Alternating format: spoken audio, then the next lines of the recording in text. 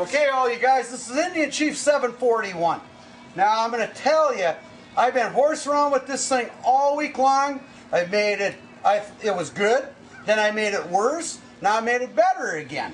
This thing runs better on straight gas than it does on the 75% drain oil and the 25% gas. Now, I tell you, it runs forever on say a pint of gas, half a pint of gas. But I started upping the oil, and I just ran into nothing but troubles. So the unit might not be working as well as I want it to. Now, I know you guys realize that I probably have a carburetor on it, and I don't have the bubbler. It's because I had trouble with that, too. It's a bigger engine. Now, you guys that are starting lawnmower engines and stuff, hey, I think that's fine. You can fire the thing up with a gallon deal. But, I mean, when I first started this, I did a 5-gallon can just to get the thing going. I was scared it was going to blow up, so I quit. I mean, so I put a carburetor on there. It's easier to adjust. You got to choke when you need it. You can adjust the air mixture and stuff.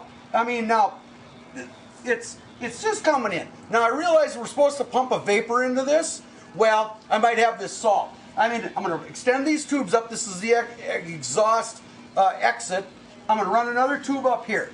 So what I'm going to do is where it sucks it into, I'm going to run the tube up to here, run the big tube up over here, put the carburetor over on this side so it pre-mixes. As long as you got the vapor going into it, this thing should start to work.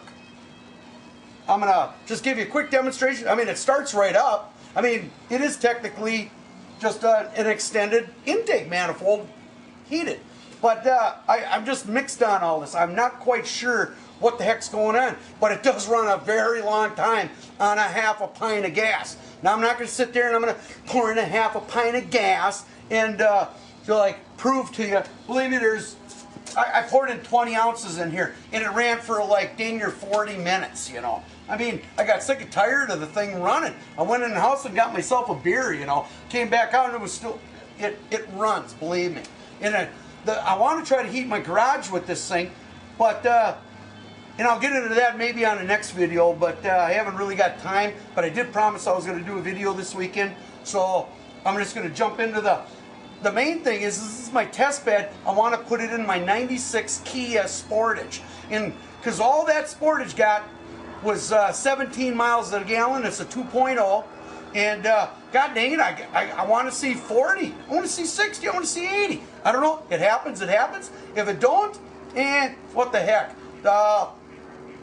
I got other vehicles I can drive. Who cares if I screw it up? I've been driving it for almost 10 years. I just don't care. But that car is going to get one of these systems on it, whether it works or not. What I'm going to do is I'm going to hook up the ignition wire.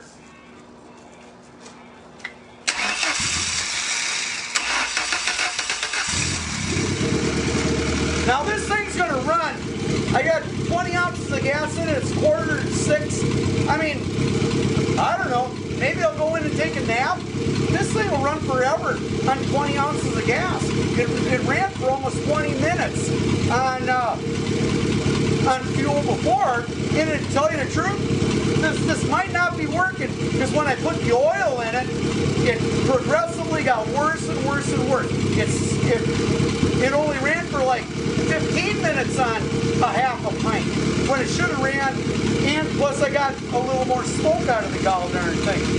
But hey, if it runs on gas, better, you know, because it's probably getting vaporized a little bit better here, where the oil mix needed more. I'll go back to the oil once I get this top piece hooked back up. But we were going with the laser temperature deal.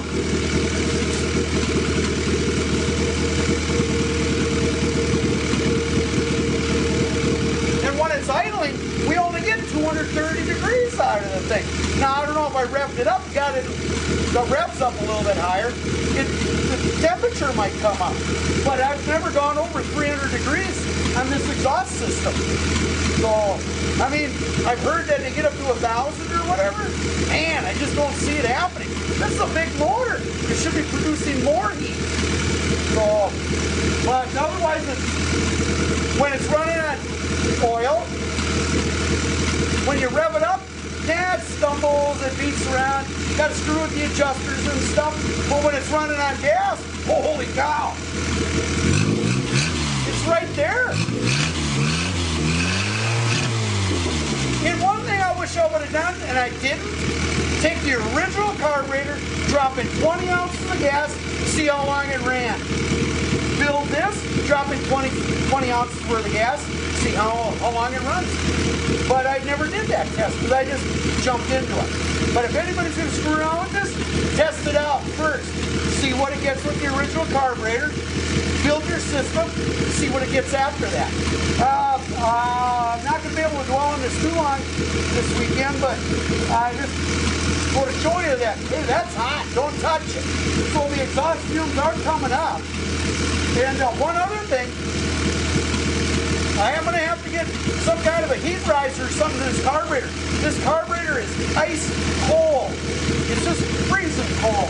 Now, maybe that's benefiting me. I heat up the carburetor, maybe it won't be as efficient.